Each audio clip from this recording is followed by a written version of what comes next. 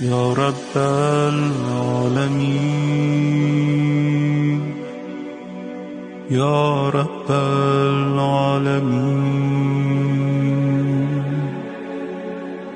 يا رب العالمين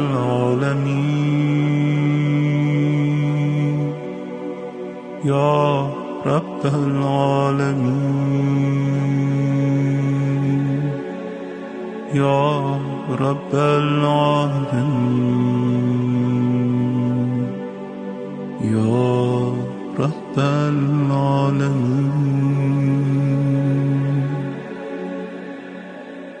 يا رب العالمين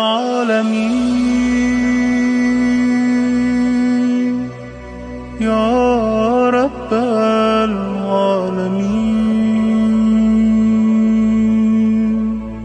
يا رب العالمين يا رب العالمين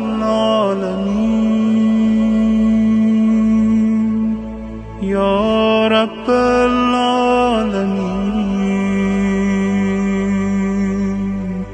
يا رب العالمين.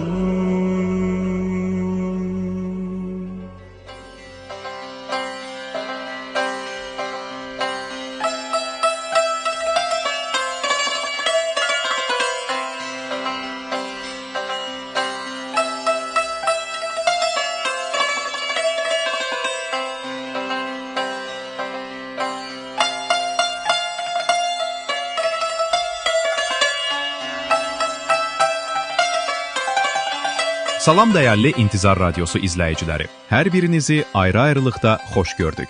Mübarək cümə gününün axşamında İmam Mehdi süfrəsindəyik. Süfrəniz açıq, ruziniz bol, ömrünüz uzun olsun.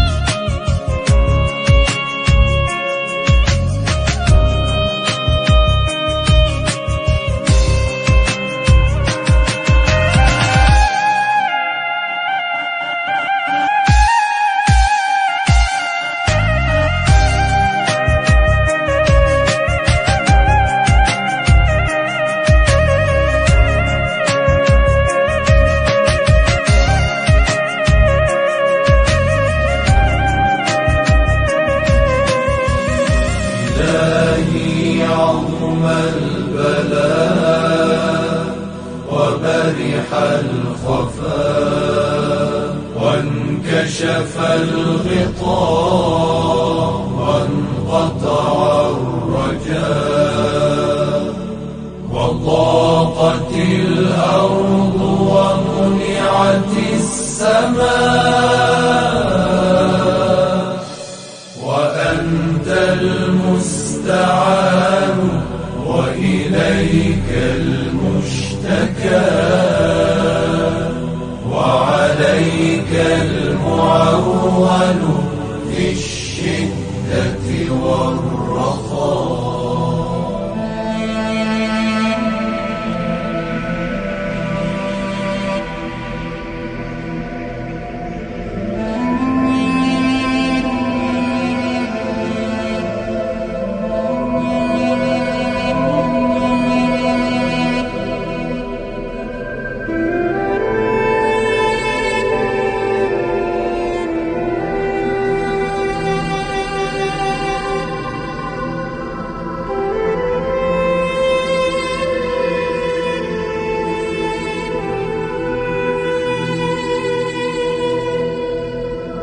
Hədislərdə qeyd olunur ki, Həzrət Mehdi onun salamatlığı və gəlişinin tezləşməsi üçün dua edən şəxsə mələklər,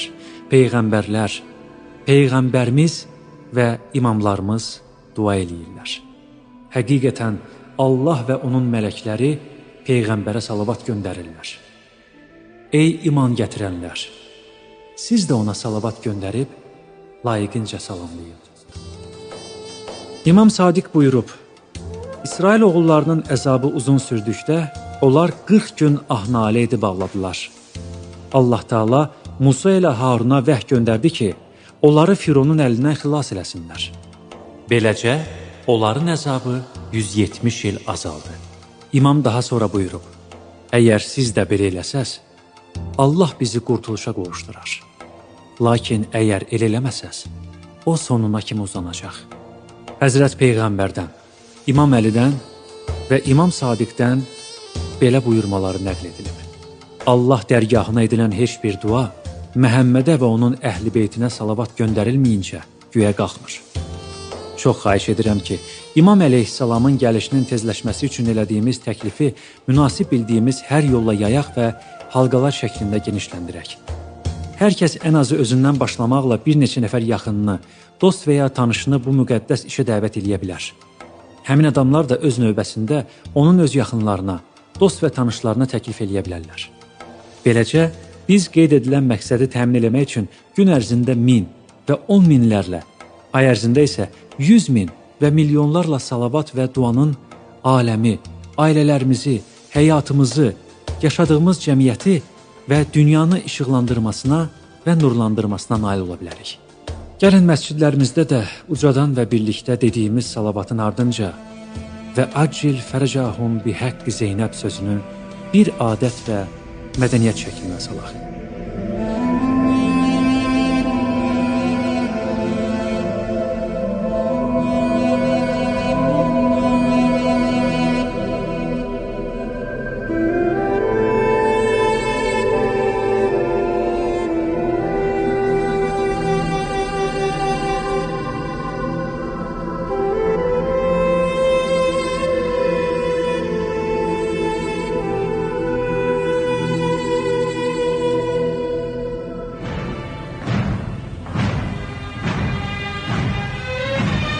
Zülmü peysərindən kəsib ayıran, yoğun gövdələrə bir tufan gəlir.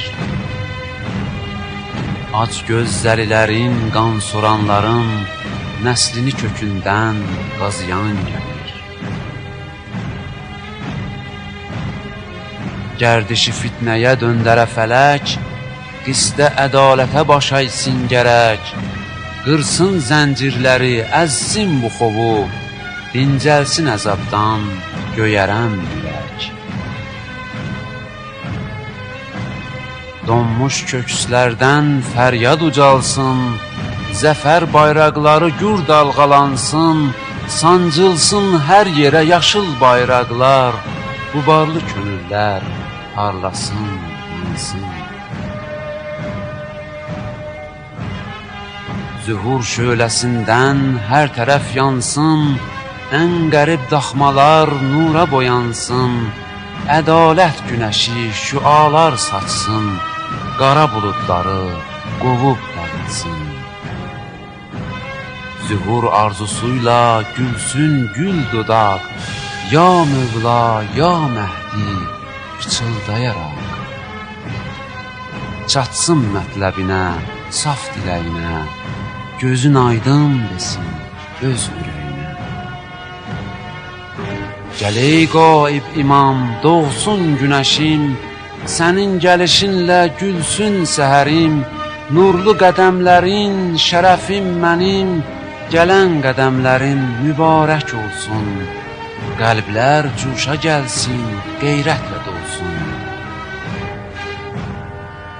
Bahar tək buzları ərit ya Mehdi, dini ürəklərdə dirit ya Mehdi, göndər zühuruna qasid ya Mehdi, ya Mehdi. Esselamu aleykə yəbnə Rasulillah. Esselamu aleykə yəbnə əmiril müminin. Esselamu aleykə yəbnə Fatimətəz Zəhra. سيدة نساء العالمين. السلام عليك يا ابن الأئمة الحجج المعصومين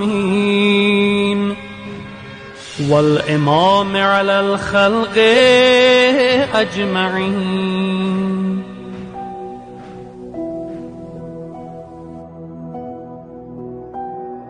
Bayrağı zülmün yatacaq, İmam zaman gələn günü, qəm yükün hər kəs atacaq, İmam zaman gələn günü. Həsrəti yarım bitəcək, vəslinə aşiq satacaq, İmam zaman gələn günü. Axır imamın gəlişi aləmə bir səs salacaq, məsum ölən körpələrin haqqını bir-bir alacaq.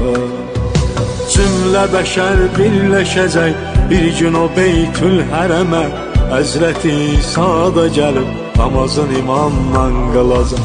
Cümlə bəşər birləşəcək bir gün o Beytül Hərəmə, Həzrəti İsa da gəlib namazın imamla qılacaq. İmam zaman gələn günü.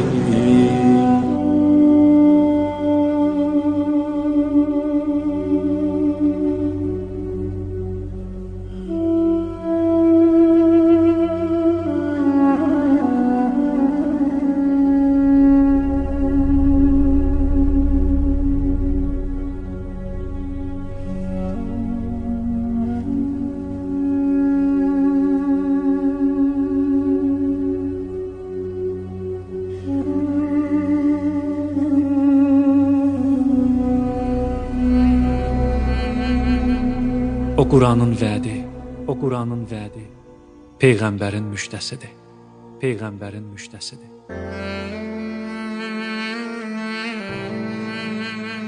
O Quranın vədi, Peyğəmbərin müjdəsidir, Peyğəmbərin müjdəsidir.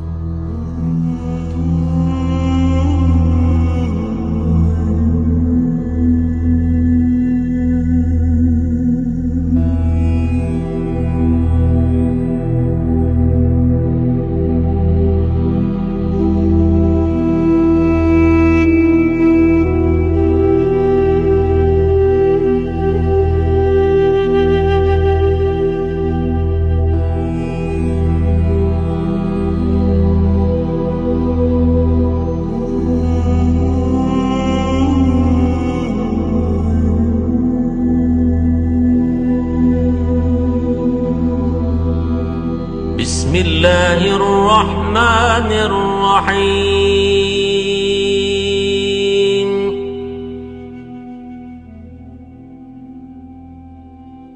آمن الرسول بما أنزل إليه من ربه والمؤمنون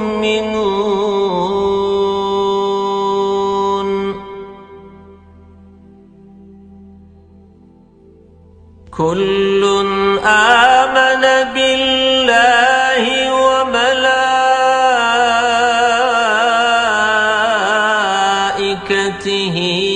وكتبه ورسله لا نفرق بين أحد من رسله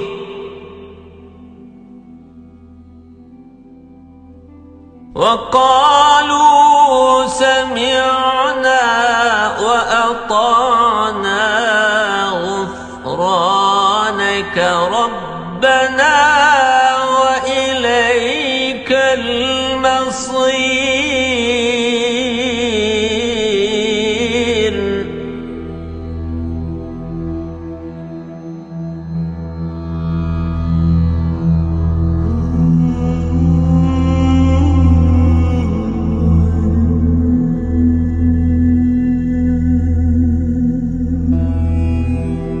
السلام عليك أيها العبد الصالح المطيع لله ولرسوله ولأمير المؤمنين.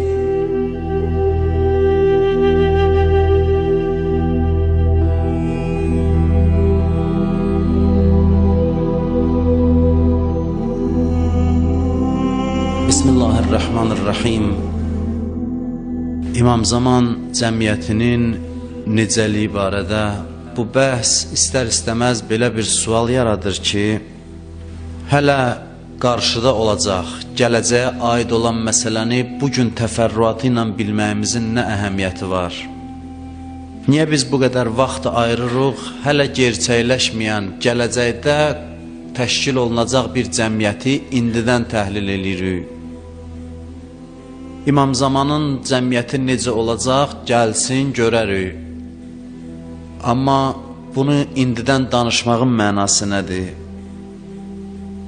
Elə ümumi bilsək ki, İmam Zaman zuhur eləyəcək və bir cəmiyyət təşkil eləyəcək, ədaləti bərqərar eləyəcək, bəlkə elə kifayətdir. Bugün nə əhəmiyyəti var ki, biz o cəmiyyəti təhlil eləyək, orada filan məsələ necə olacaq?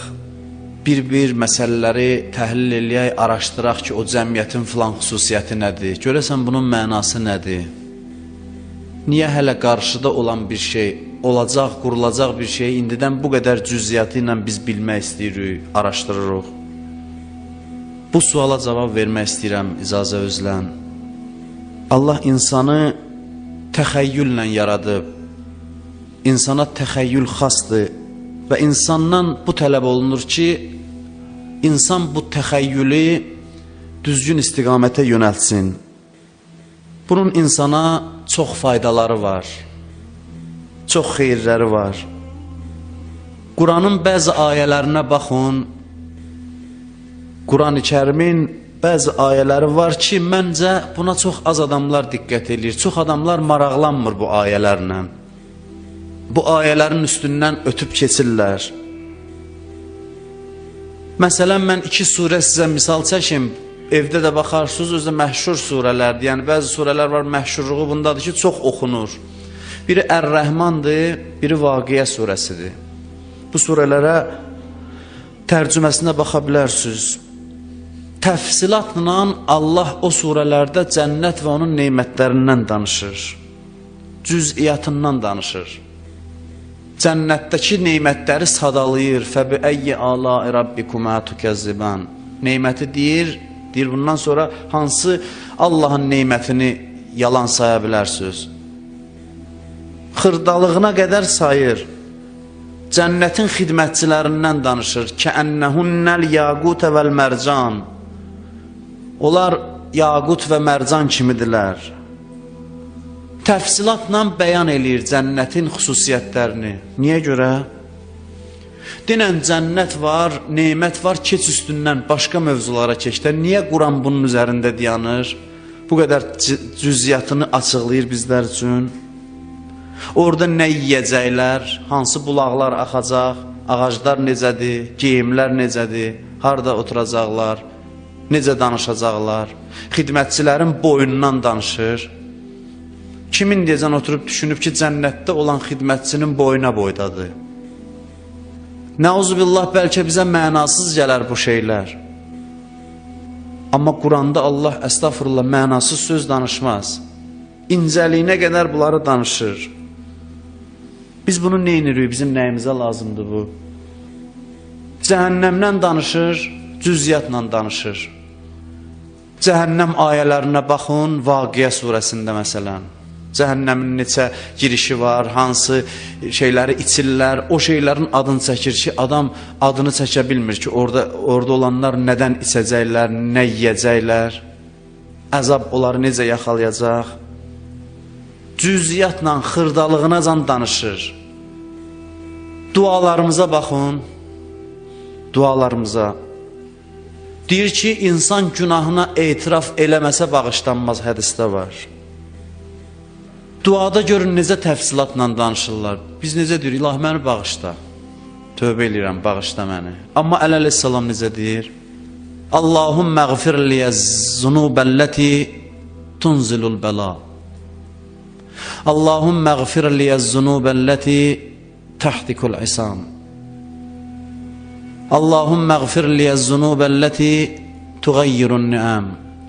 Təfsilatla danışır. İlahi, o günahlarımı bağışla ki, neymətləri əlimdən alır. O günahlarımı bağışla ki, ismət pərdələrini yırtır. O günahlarımı bağışla ki, mənə bəla nazil eləyir. Bu qədər təfsilatla danışır. Ümumi yox, bir sadalayır. Nə qədər vaxt gedir Kumeyl duasına? Onu öyle bir dəfə deyin, İlahi məni bağışla, nə eləmişəm bağışla. Niyə bu qədər ad çəkir?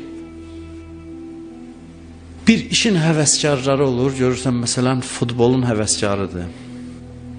O futbola baxmaqla kifayətlənmir. Xüsusi verilişlər var, oyunu təhlil eləyir məsələn. Oturur bir saat ona baxır. Falan oyuncu falan hərəkəti belə eləməlidir, belə elədi. Bir saat təhlili gedir, görmüsünüz də belə verilişlərdə. O cüziyyat, bir dəfə oyuna baxdın kifayətdir də. O cüziyyatına oturur diqqətlə baxır, maraqlıdır onun üçün. Çünki bu işə əlaqəsi var, məhəbbəti var, istəyi var. Bu istək onu vadar eləyir ki, oturub o təfərrüh, hər bir xırdalıq onun üçün maraqlıdır bu məsələdə. Hər bir cüziyyat onun üçün mühümdir. Amma dinə çatanda həmin adam deyir, neynirəm filan şey orada necə olacaq? Allah da qiyamətdə deyir ki, bu işlərdə o cüziyyatı təhlil eləyirdin, o cüziyyatlara nəzər yetirirdin, niyə görə dinə çatanda bu xüsusiyyəti əldən verdin? Əbu Həmzə Somali duası nə boyda duadır? Deyirlər, bəzi alimlər olub onu qunutda oxuyublar, gecə namazının qunutunda. Onu oturub oxumaq nə qədər vaxt aparır? O ki, qala qunutda oxuyasan. Səhifə-i Səccadiyyədə olan duaları, hamısı təfsilatla. İmam Hüseyin ziyarəti oxuyuruq, İmam Hüseyini ziyarət edirik. Bir cümlə deyə bilərik, Əssalamu aleykə ya Əbu Abdillah, salam olsun sənə ya Əbu Abdillah. Yox, amma Aşura ziyarəti oxuyuruq. Əssalamu aleykə yəbnə Rəsulullah, ey Peyğəmbərin oğlu, ey Fatimənin oğlu, ey Əlinin oğlu. Nə qədər sadalayırıq. Bir dənə salam, mahiyyət budur ki, mən İmam Hüseynə salam verirəm. Amma bu qədər uzunluqda, xırdalığı ilə. Ərəfə duasına baxın, Ərəfə günü yaxınlaşır inşallah. O gündə İmam Hüseynin Ərəfə duası oxunur məclislərdə. Ərəfə duasında İmam Hüseyin şükr eləyir bir hissəsində. Deyir, şükür olsun sənə ki, mənə göz verim. Başlayır ana bətnindən. Ananın bətnində idim mən, məni orada qidalandırırdın. Dünyaya gəldim, anamın ürəyinə məhəbbət saldın, anam mənə təmənnasız xidmət elədi. Dişim yox idi, qida hazırladın ki, dişə ehtiyac olmasın. Dişim yarandı, ona o bir sayır, gözünə ayrı şükür eləyir, əlinə ayrı şükür eləyir, hətta bədəninin tükün əsasına qədər şükür eləyir Ərəfə duasında. Baxa bilərsiniz. Bir dəfə deyək ki, ilahi, nə vermirsən şükür, amma yox, təfsilatla deyir, sadalayır. Kumeyl duasına baxın, cəhənnəmi təsvir eləyir, cəhənnəmdən danışır. Və yətəqəlqəlu beynə ətbaqiha, yaziccu iləykə zəcicə müəmmilin li rəhmətik. Deyir, cəhənnəm odu, şölələri məni hər tərəfdən əhatə eləyən vaxtda, birdən məni cəhənnəmə açın, bizim üçün canlandırır cəhənnəm səhnəsini, özü üçün canlandırır. Orada cəhənnəm məni əhatə eləyəndə görsəm ümid kəsildi, amma mən ümidimi itirməyəcəm. Elə fəryad eləyəcəm ki, sənin rəhməti və ümid eləyənlərin fəryadı kimi. Cəhənnəmin düz ortasında da olsan. Keçən dəfə dedim, İmam Zamanın ziyarətləri var. Salam olsun sənə namaz qıldığın vaxt. Salam olsun sənə rükû elədiyin vaxt, səcdə elədiyin vaxt. Bir salam verirsən.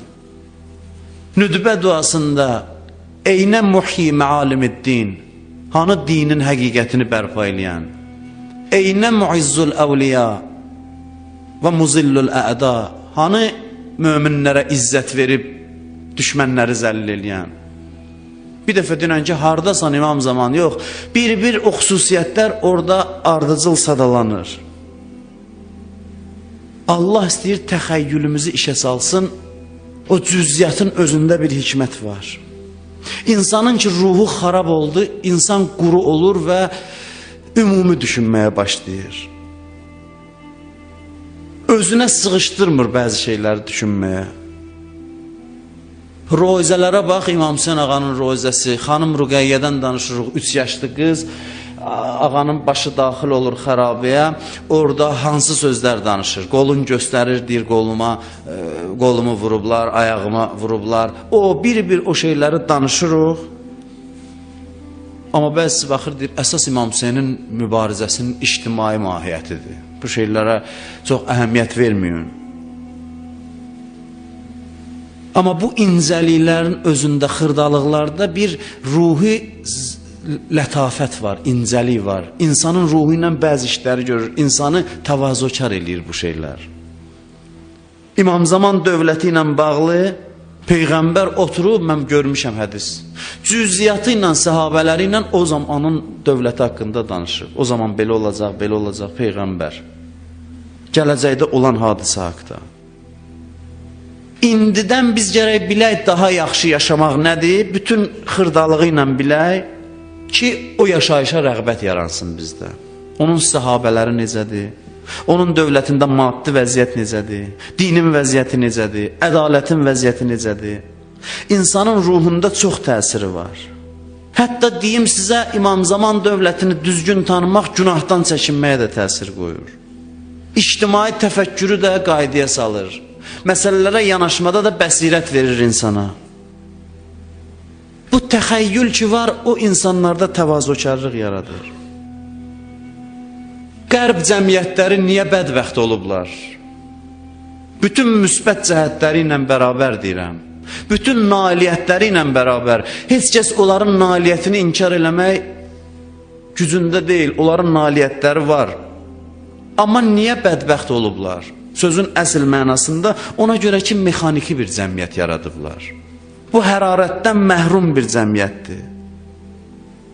Dinin fərqi budur ki, dinin əqli məsələləri, məntiqi məsələləri ilə yanaşı dində təxəyyül var, xəyali təsvir var. Din istəyir təsvir eləsin, təxəyyülü işə salsın. Din pragmatik təfəkkürə köklənir, amma onu xəyalla zənginləşdirir.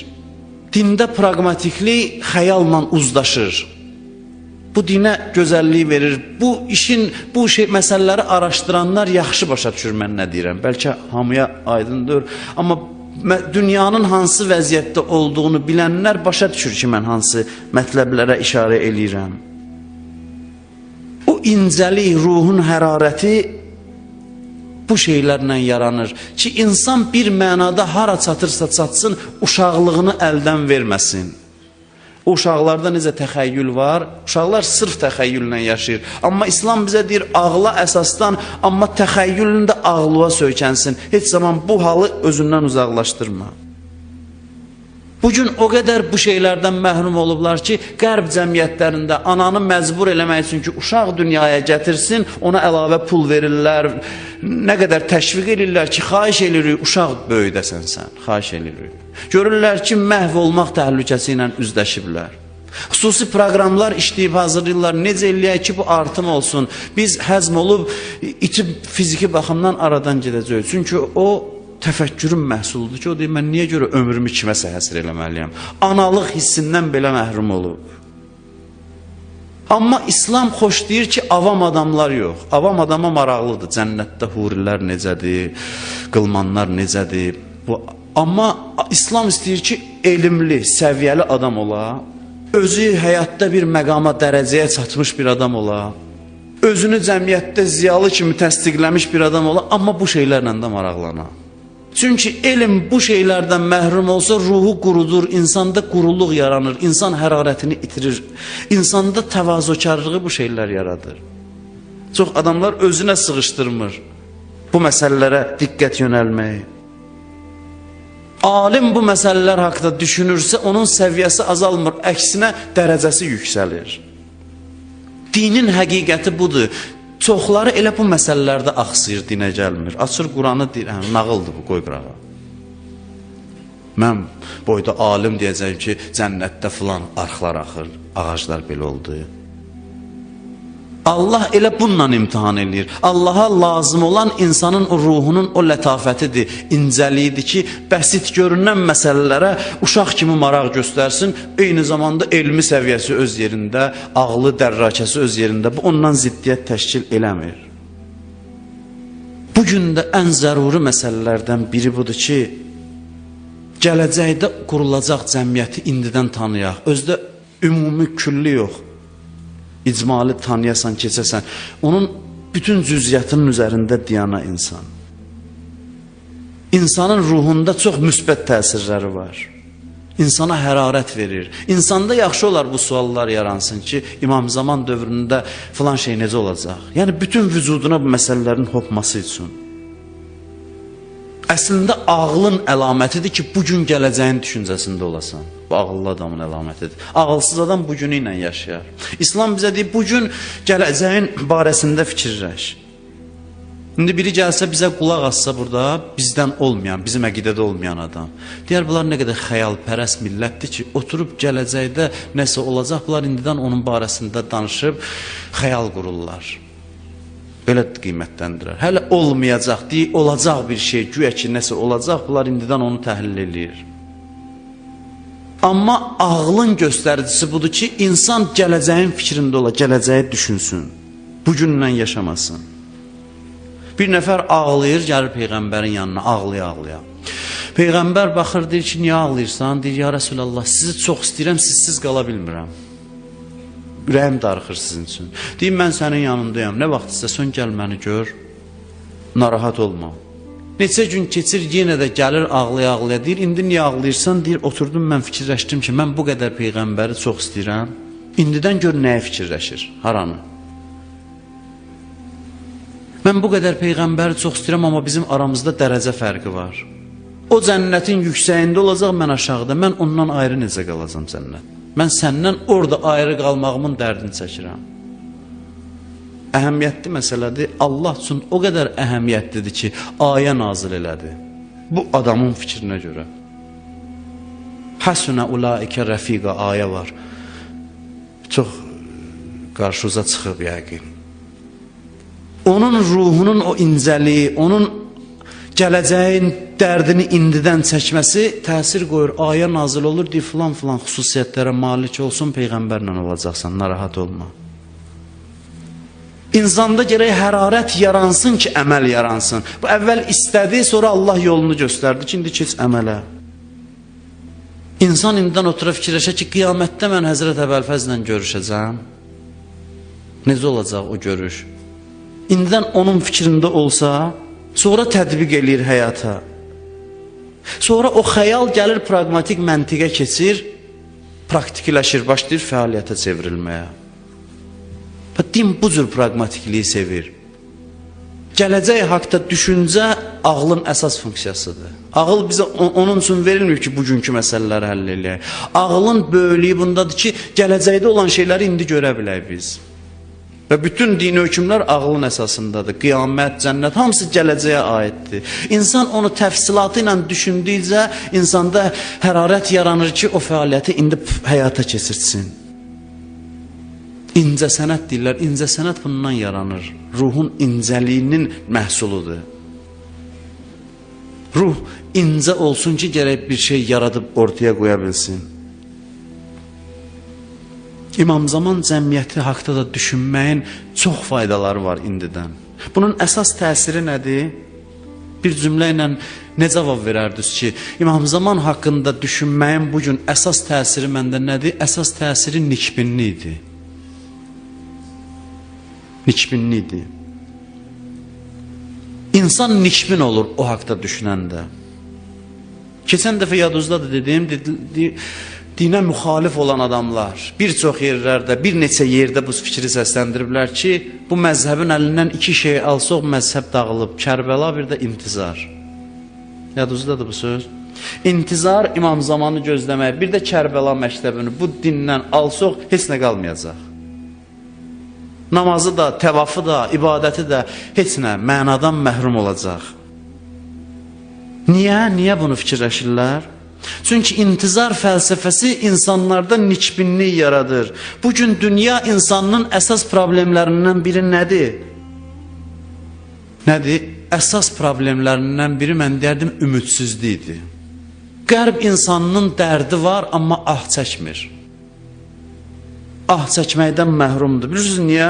Ona görə ona təlqin eləyiblər ki, bundan yaxşısı ola bilməz də. Bundan yaxşısını axtarma. Düzdür, biz də qəbul edirik, bu nöqsanlar var, problem. Amma da bu ən yaxşısıdır. Demokratiya haqqında hətta demokratlar özü deyir ki, filan nöqsanları var, amma da neyək? Bəşər bundan yaxşısını kəşf eləyə bilməz. Məcbur olur, razı olsun. Çünki yaxşısını təsəvvür eləmir. Onu alıblar onun əlindən. Bəzi filmlər var, qərbdə görürsən, bizə də hərdən deyirlər, görürsünüz, özlərini tənqid edirlər. Azad cəmiyyətdir. Amerika cəmiyyətində olan nöqsanları, siyasətində olan o zülmü ifşa edən özləri filmlər çəkir. Amma bilirsiniz, arxasında bir məsələ var. Məsələ bundan ibarətdir ki, bütün o nöqsanları göstərməklə bir bədbinlik aşılayır ki, bu reallıq budur və bu reallıqla barışmaq lazımdır. Dünya belə gəlib, belə də gedəcək. Bu məntiq var ki, elə həmişə belə olub, belə də olacaq. İntizar bunu darmadağın eləyir. Ona görə intizarla araları yoxdur. Həqiqi mənada olan intizarla. İntizar ümidsizliyi aradan aparır. Bugünkü dünyanın əsas dərdlərindən biri budur ki, yaxşı bir şey təsəvvür eləmir və yaxşını biz təqdim eləyə bilməmişik. İndi bu mərhələdir ki, biz nəsə təqdim eləyək, amma biz hələ özümüz hələ başa düşməmişik, nə istəyirik biz. İndi dünyada dəyər haqqında danışanda vəziyyəti belə gətiriblər ki, biri deyəndə ədalət olmalıdır, filan deyirlər, bu pafoslu sözlərdir. Pafosu atın qırağa, populist çıxışlardır bu. Haqqa çağırış eləmək, bir adam haqqa çağırış elirsə məsxərə obyektinə çevrilir. Bunun arxasında fikir dayanır. Ona görə ki, onu gülməli elirlər ki, yəni reallıq budur, bununla barışmaq lazımdır. Bu mücərrəd sözlər ki, dünyada ədalət belə olmalıdır filan, bunlar hamısı boş mənasız şeylərdir. İnsanlığın əsas problemlərindən biri budur ki, bundan yaxşı vəziyyəti təsəvvür eləmir. Və intizarın ən əsas faydası budur ki, intizar insanda ümid yaradır. İnsan qurucu bir ümidlə fəaliyyət eləyir. İntizarda olan insan həmişə bu günündən razıdır. Hər an narazılıq var onda bu günündən. Ona görə təkamül eləyir. Əgər intizarı düz başa düşürsə. Bugün 24 saat dünyada bu təbliğ olunur ki, bəşəriyyətə bundan artıq bir gün göstərmək olmaz. Ən yaxşı vəziyyəti indidir. Bütün amma nöqsanları ilə bərabər. Ona görə insana deyirlər, otur yerində. Nəyə etiraz eləyirsən elə, amma o cəmiyyətin təməllərinə etiraz eləyəndə qərbin özündə. Görürsən ki, onda o azadlıq məhdudlaşmağa başlayır. Bu təməllərlə işin yoxdur. Çünki bundan başqa bir şey kəşf eləmək mümkün deyil. Amma intizar insana əvvəl gələcəyi tanıtdırır və sonra deyir, indidən çalış o gələcək üçün. Ümidlə insan girir meydana və bu ümid fəaliyyətlə nəticələnir. İntizar ona görə onların yaratdığı bütün təsəvvürləri darmadağın eləyir deyə bu fikirlə araları yoxdur və elə müsəlmanlar özü də çox kifayət qədər xurafi, məfhumat xarakterli fikirlərlə intizar fəlsəfəsini bəzən xarab eləyir. İntizarın böyük mənaları qalır kənarda, saatlarla məsələn filan əlamətdən danışırlar. Orada filan gölün yanında filan oldu, filan ölkədə filan oldu. Onların çoxu qeyri-qəti əlamətlərdir. Onların çoxu o qədər əhəmiyyətli məsələlərdir. Əhəmiyyətli məsələ intizarın özüdür, onun mahiyyətidir. Və bu yaxud dediyim cüziyyat məsələsi ilə də ziddiyyət təşkil eləmir. Çünki intizar cüziyyatları bilmək yaxşıdır, amma əsasını başa düşəndən sonra, mahiyyətini başa düşəndən sonra. Mən sözümü yekunlaşdırmaq istəyirəm bir məsələyə işarə eləməklə.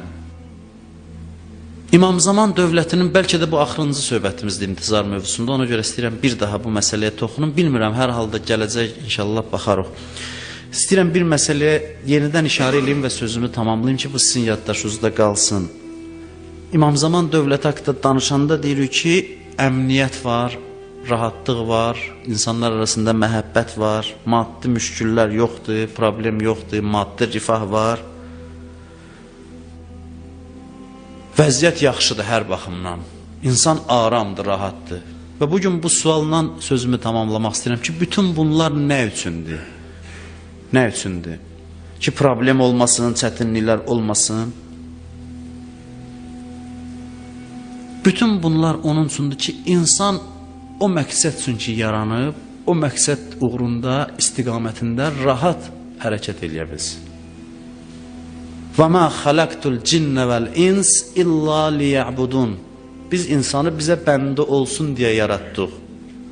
İmam Zaman gəlir bəndəliyin yolunda bütün manələri aradan aparır ki, insan rahat hərəkət eləsin. Bəziləri əksin düşünür. Deyir, sosial problem çox olanda insanlar dinə yönəlir. Amma dinin məntiqi budur.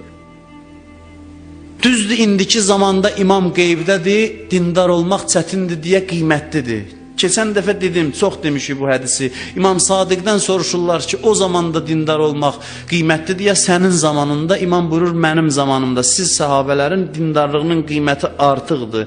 Niyə görə? Çünki indi din qəribdir. Siz məni sevdiyinizə görə sizə əziyyət verirlər. Siz rahat ibadət eləyə bilmirsiniz. Amma onun zamanında rahat olacaq. Bunu deyəndən sonra təbii ki, o sahabədə sual yaranır, məntiqli sual. Deyir, ağa belədir, sonunda niyə deyə gəlsin? Niyə zuhur eləsin? Əla cavab verir İmam Sadiq. Kamil cavab. Kamil cavab budur ki, vurur ona görə ki, hamı haqqı tanısın və haqqın hamısı tanınsın. Bir cümlədə bir dünya söz deyir. Ona görə ki, hamı haqqı tanısın və haqq tam şəkildə tanınsın. Həm hamı haqqı tanısın, həm haqqın hamısı tanınsın. Haqqın hər şey tanınsın. Mənası nədir? Yəni, bu günə qədər hələ din tanınmıyor. Peyğəmbər haqqda nə deyir? Deyir, bunu biz göndərdik ki, لِيُزْهِرَهُ عَلَى الدِّينِ كُلِّهِ Quran buyurur. Bu gəlib ki, dini tam şəkildə zuhur elətdirək. Amma öz zamanında fürsət olmadı. Heç bir zamanda fürsət olmayıb. İmam Zaman zamanında din tam tanınacaq. Necə var elə. Və orada da pərvaz eləmək imkanı çox olacaq. İnsan ən uca zirvəyə o zaman çata biləcək. O zaman sürət yüksək olacaq. Çünki maniyə yoxdur, sadə bir şeydir. Yolun qabağından maniyəni çəkəndə sürət yüksəlir. Maniyələr məcburdur ki, yolda maniyə olanda görürsən ki, maşın dayanır, yavaş-yavaş keçir, gedir, bir dənə də maniyə. Bütün maniyələr çəkildirsə, maşın sürətlə hərəkət eləyir. O zaman maniyələr aradan gedəcək, ona görə də sürətlə insanlar inkişaf eləyəcək. O zaman oturduğumuz yerdə elə şeyləri başa düşəcəyik ki, əgər orada yaşasaq, kimlərsə yaşayacaqsa, indi bizim heç ağlımızdan keçməyib o şeylər. Problemlər aradan gedir. Mən sizdən soruşuram, bir dənə sual verim. Niyə İslam deyir ki, maddi problem olmamalıdır ideal cəmiyyətdə? İdeal cəmiyyətdə maddi problem olmamalıdır. Ona görə ki, maddi problemlər fikri məşğul eləyir, hədəfdən yayındırır insanı. Namaz qılır, borcunu fikirləşir. Əməl eləyir, o maniyələr gəlir, insanın sıxıntı yaradır, qoymur hərəkət eləsin. İslam maddi rifahı deyir, amma məqsəd kimi yox. Məqsədin qarşısında olan maniyəni aradan aparmaq üçün digər maddi rifah olsun ki, insanlar rahat ibadət eləsinlər. Ona görə də İmam Zaman dövrü son dövr. Biz onu son hesab edirik. Mən deyərdim ki, o başlanğıcdır. Din o zaman tanınacaq, yəni başlanğıc o zamandır. Orada dindar olmaq məqsəddir, orada aşiq olmaq məqsəddir. İndi dindar olsun, biri namaz qılır, dindar olur, deyir, əla. O zaman onun qiyməti olmur namaz qılmağın. Çünki hamı namaz qılır, demək olar. Mütləq əksəriyyət deyirlər dindardır. Orada əsas məsələ daha yüksək dərəcəyə çatmaqdır. O zamanın çətinliyi bundadır. İmam Zaman asayiş yaradır ki, yolu təmizləsin, maksimum daha artıq Allaha yaxınlaşaq. Ümumiyyətlə, insan axı bu dünyaya gəlməmişdi ki, problemlərlə vuruşsun bir ömür. Dünyanı xarab elədilər, indi belə məcbur olmuşuq ki, bir ömür problemlə, günahla vuruşuruq və bizim dindarlığımız əsasən bundan ibarətdir. Biz indi dua eləyəndə nə deyirik? Ağlayırıq ki, ilahi, böyük günahlar sayırıq ki, bunları bağışla.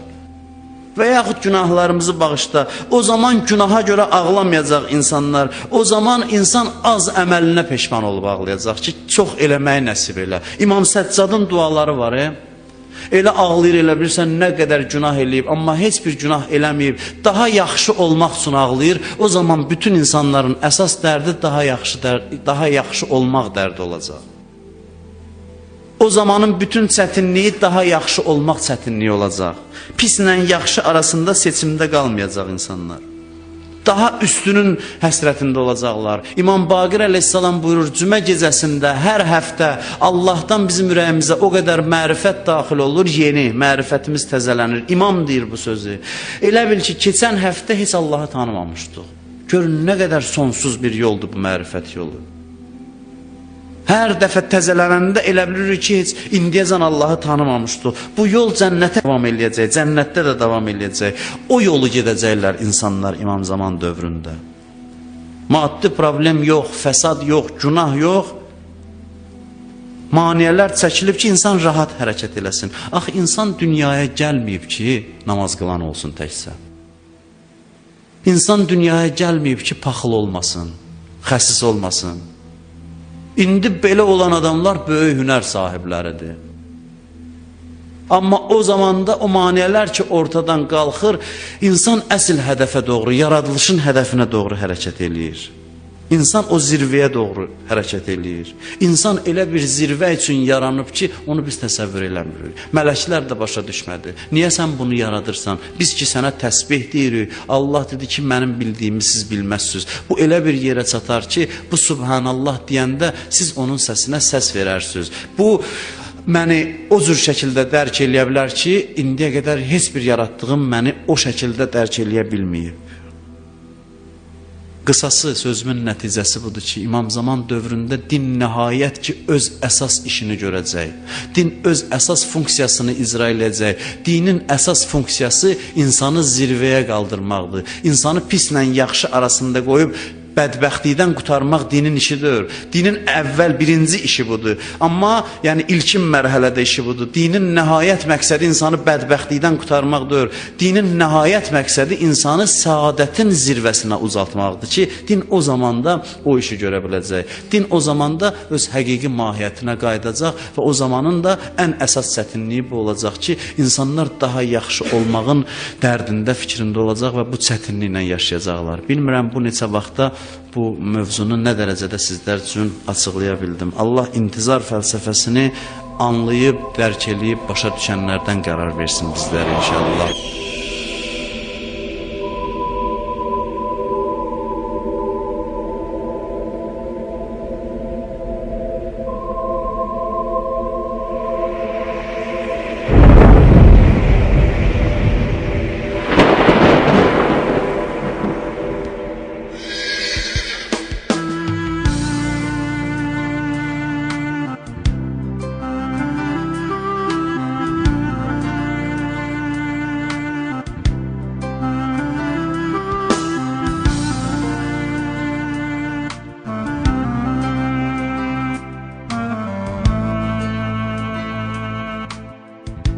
Gözəl Allahımız hamımıza dövrün imamını tanımağı, onu xatırlamağı, beləcə əsl müsəlman kimi yaşamağı nəsib etsin.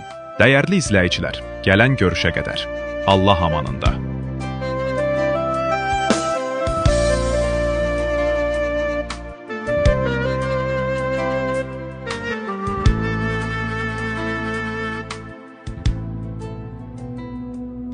إلهي عظم البلاء وبرح الخفاء وانكشف الغطاء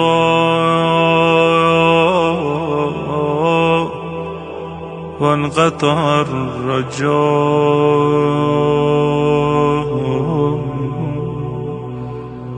أضاقت الأرض ومنعت السماء وأنت المستعان وإليك المشتكى وعليك المعول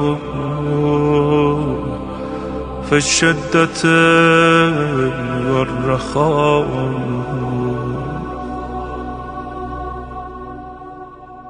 اللهم صل على محمد وآل محمد أولي الأمر الذين فرضت علينا طاعتهم وعرفتنا بذلك منزلتهم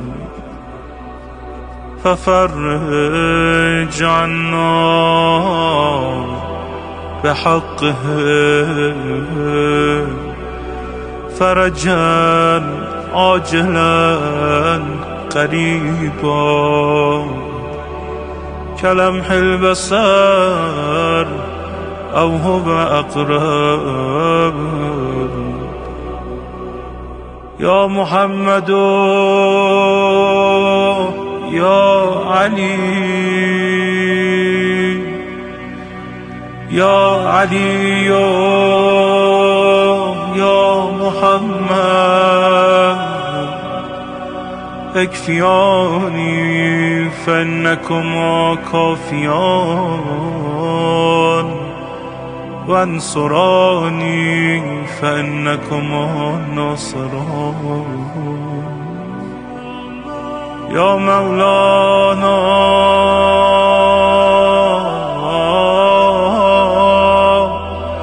يا صاحب الزمان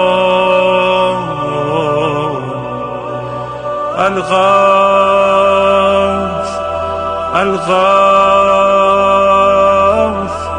الغوث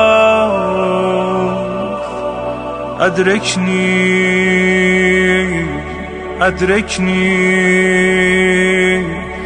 أدركني الساعة الساعة الساعة العجاب العجاب العجاب يا أرحم الراحمين بحق محمد وآله الطاهرين